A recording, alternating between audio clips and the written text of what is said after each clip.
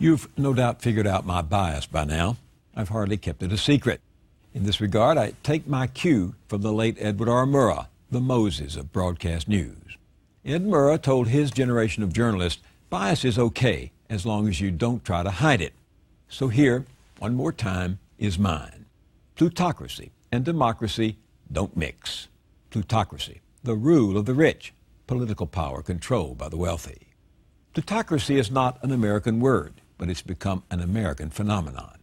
Back in the fall of 2005, the Wall Street giant Citigroup even coined a variation on it, plutonomy, an economic system where the privileged few make sure the rich get richer with government on their side.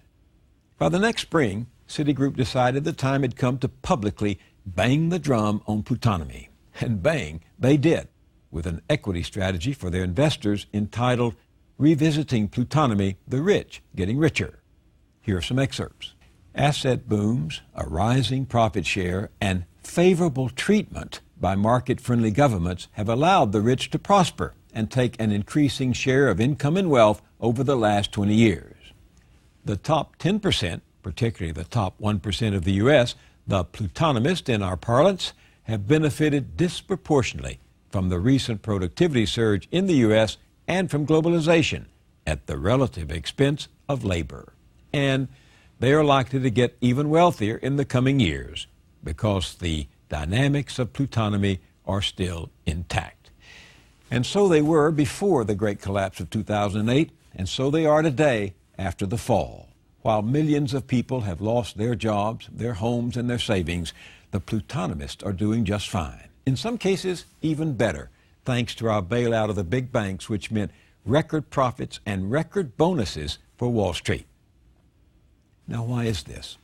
Because over the past 30 years, the plutocrats, or plutonomists, choose your poison, have used their vastly increased wealth to capture the flag and assure the government does their bidding. Remember that Citigroup reference to market-friendly governments on their side? It hasn't mattered which party has been in power. Government has done Wall Street's biddings.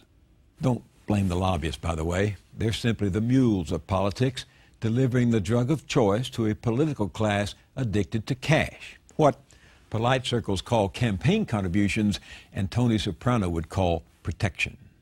This marriage of money and politics has produced an America of gross inequality at the top and low social mobility at the bottom, with little but anxiety and dread in between as middle-class Americans feel the ground falling out from under their feet.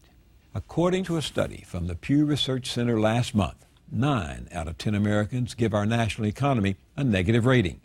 8 out of 10 report difficulty finding jobs in their communities, and 7 out of 10 say they experienced job-related or financial problems over the past year. So it is that, like those populists of that earlier era, millions of Americans have awakened to a sobering reality. They live in a plutocracy where they are disposable. Then, the remedy was a popular insurgency that ignited the spark of democracy. Now, we've come to another parting of the ways, and once again, the fate and character of our country are up for grabs. So along with Jim Hightower and Iowa's concerned citizens and many of you, I am biased.